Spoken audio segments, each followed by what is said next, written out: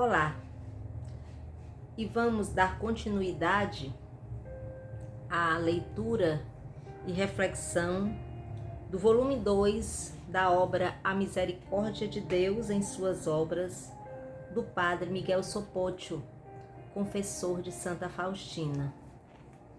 Hoje nós continuamos com Jesus no cenáculo, na última ceia, e vamos vivenciar a oração do sumo sacerdote. Anteriormente, nós vimos Jesus consolando os seus discípulos, preparando-os para a paixão, para o sentimento de abandono, para o sentimento de solidão que eles teriam após a morte de Jesus. E agora nós vamos encontrar Jesus fazendo a oração do sumo sacerdote. A coroa e o selo do discurso de despedida de Jesus Cristo é a oração que ele recitou em público, em voz alta, cercado pelos apóstolos. Ela se chama Oração do Sumo Sacerdote, porque os objetos e os propósitos dela são os de um sumo sacerdote. Essa oração envolve toda a atividade até então desenvolvida pelo Salvador. Apresenta-se em união direta com o sacrifício da cruz e o sacrifício incruento da última ceia. É a ação de graça pela primeira e a introdução à segunda. É uma oração de louvor, de ação de graças e de súplica. Como toda oração, também esta se inicia com uma introdução e a seguir ocorre a enumeração dos pedidos.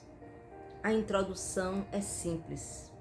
Pai, que se repete várias vezes no decorrer da oração e lhe confere uma tonalidade infantil de amor, confiança e apreço. Após essa invocação, segue-se a primeira oração de adoração na paixão vindoura.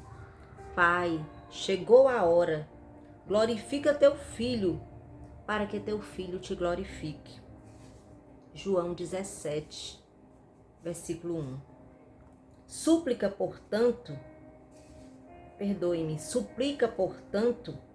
a glória celestial para a humanidade que lhe for atribuída como ao Filho de Deus. Essa glória se iniciará com miraculosos eventos na sua morte, se expandirá na ressurreição e culminará na ascensão, visto que o Pai é a fonte e o fim de tudo. Também o Salvador, ao pedir a glória para a sua humanidade, busca a glória do Pai. Para que teu Filho te glorifique, disse Jesus. A exaltação do Filho diante da humanidade manifestará a maior glória do Pai. Nesse pedido, o Salvador atribui a si mesmo o pleno nome de Deus, pedindo a glória igual à do Pai, fornecendo belos e emocionantes estímulos. Disse Jesus, assim como deste a ele poder sobre todos, a fim de que dê vida eterna a todos os que lhe deste. Esta é a vida eterna, que conheçam a ti, o Deus único e verdadeiro, e a Jesus Cristo, aquele que enviaste. Esse é o primeiro estímulo da tarefa de Jesus, a quem foi dada a realeza, concedido a justiça e o poder sacerdotal, a fim de alcançar para os homens a vida eterna, que consiste na reconciliação com Deus e na sua contemplação na vida futura. O conhecimento se realizará pela graça santificante e a contemplação pela luz da glória, que o Salvador mereceu pela sua paixão e morte e revelou pela elevação da sua humanidade. Jesus Cristo cumpriu fielmente a sua missão e a isso apela como um segundo estímulo para que seu pedido seja ouvido. Diz Jesus: eu te glorifiquei na terra, realizando a obra que me destes para fazer. E agora, Pai, glorifica-me junto a ti mesmo, com a glória que eu tinha junto de ti, antes que o mundo existisse. Manifestei o teu nome aos homens, que do mundo me deste. Eles eram teus e tu os deste a mim, e eles guardaram a tua palavra. Trata-se de um estímulo de retidão e de justiça, baseado na fidelidade vocacional e na santidade. Trata-se de alguma forma do direito à glória que, como Filho de Deus, tinha desde os séculos. Todo esse pedido soa muito comovente em termos humanos, e o estímulo a que se refere pode ser apropriado também aos nossos pedidos, desde que, na medida do possível, cumpramos a nossa tarefa. Aqui, o Salvador se aproxima das pessoas e, sobretudo, dos apóstolos, pelos quais intercederá de maneira especial na sequência da sua oração.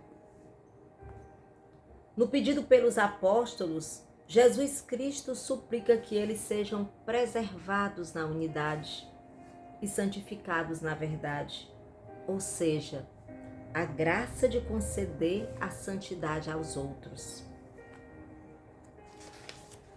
Acima de tudo, pede a preservação dos seus discípulos quanto a dois aspectos: contra a praga do pecado e contra a divisão interna. E aí Jesus pede aos seus apóstolos e para nós também esta graça. Disse Jesus: eu rogo por eles, não te rogo pelo mundo, mas por aqueles que me deste, porque são teus. Tudo que é meu é teu, e tudo que é teu é meu, e eu sou glorificado neles. Eu já não estou no mundo, mas eles estão no mundo enquanto eu vou para junto de ti. Pai Santo, guarda-os em teu nome, o nome que me deste, para que eles sejam um como nós somos um. Veja a preocupação de Jesus Cristo para com seus apóstolos, para com cada um de nós que somos dele. Guarda-os, ele não pede apenas que o Pai nos proteja, mas que o Pai nos guarde. E ainda pede que sejam um como nós somos um. Ele pede ao Pai a unidade da Santíssima Trindade para os seus escolhidos. Nesse pedido, o Salvador também apresenta como estímulos o fato de os apóstolos serem propriedade do Pai Celestial, de terem aceitado de bom grado a revelação e de terem acreditado nas suas palavras e observado essas palavras. Diz Jesus: agora eles sabem que tudo quanto me deste vem de ti, porque eu lhes dei as palavras que tu me deste a eles e eles as acolheram. E reconheceram verdadeiramente que eu saí de junto de ti e creram que tu me enviaste. Até então, o próprio Jesus Cristo cuidou dos seus discípulos, mas agora ele se afasta dos discípulos, deixando-os no mundo corrompido, e por isso pede insistentemente que sejam preservados da corrupção.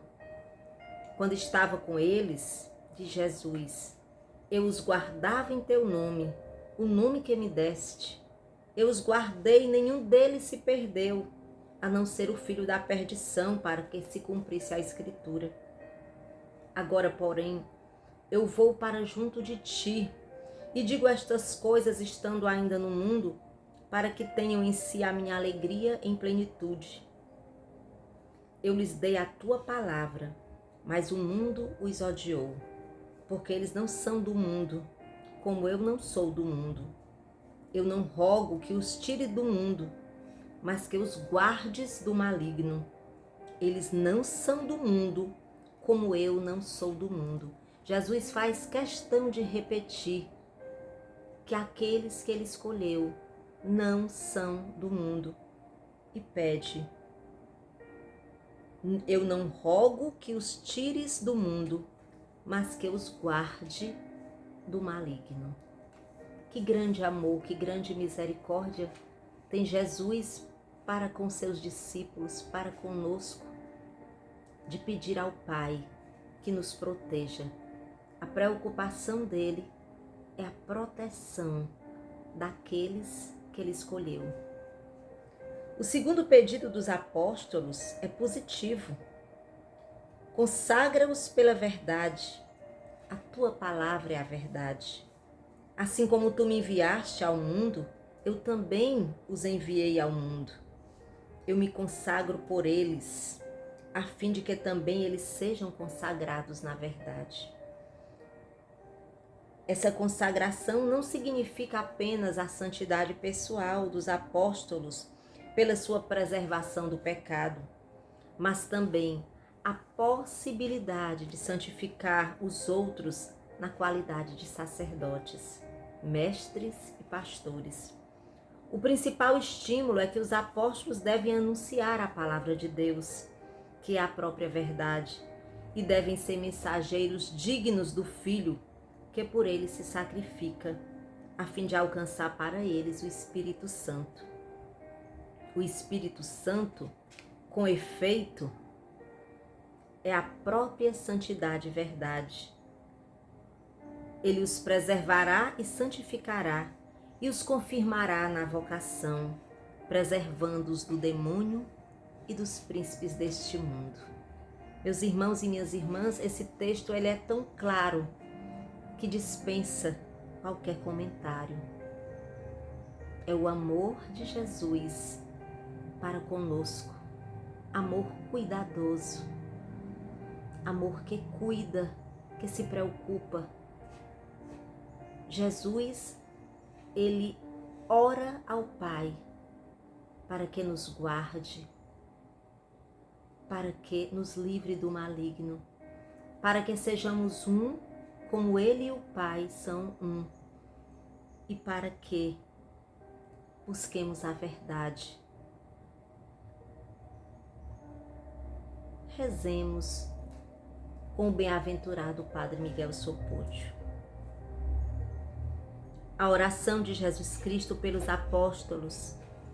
Lembra-me a obrigação da oração pela Igreja, pelos sucessores dos apóstolos, ou seja, pelo Santo Padre e pelos bispos, para que Deus os proteja das traições e das armadilhas do mundo e da contaminação do pecado. Porquanto é para isso que existem os dias de jejum ou os dias trimestrais. Esses dias trimestrais é uma característica da Igreja da Polônia. Para pedir o despertar dos bons sacerdotes, que são o orgulho dos fiéis. Enquanto o mundo descrente os cobre de difamação e desprezo, e até de diversas formas os persegue, os fiéis devem revezar entre si na defesa deles e apoiá-los na medida do possível em seu difícil trabalho. Se devo ser grato aos meus pais e benfeitores por tudo que deles recebi, quanto mais devo ser grato aos pais e benfeitores da minha alma, que trouxeram a luz da verdade de Cristo e me proporcionaram a vida sobrenatural da graça, preparando-me para a primeira confissão e santa comunhão, ensinando os princípios da fé na escola e atraindo pelo bom exemplo. Meus irmãos e minhas irmãs, rezemos pelos sacerdotes, rezemos pelo sacerdote que nos batizou, pelo bispo que nos crismou, rezemos pelo Santo Padre, o Papa, rezemos pela Igreja, pelos religiosos e pelas religiosas, para que o bom Deus os guarde do maligno, os preserve da corrupção, os preserve de todas as perseguições, de todas as tentações. Eterno Pai, eu vos ofereço o corpo, o sangue, a alma e a divindade de vosso diletíssimo Filho, nosso Senhor Jesus Cristo, em expiação dos nossos pecados e os pecados do mundo inteiro. Pela sua dolorosa paixão, tende misericórdia de nós e do mundo inteiro. Fiquemos em paz, até o nosso próximo vídeo, até a nossa próxima leitura da obra do bem-aventurado Padre Miguel Sopoccio. Santa Faustina, rogai por nós. Bem-aventurado Padre Miguel Sopoccio, rogai por nós. São Miguel Arcanjo, combatei por nós. Amém.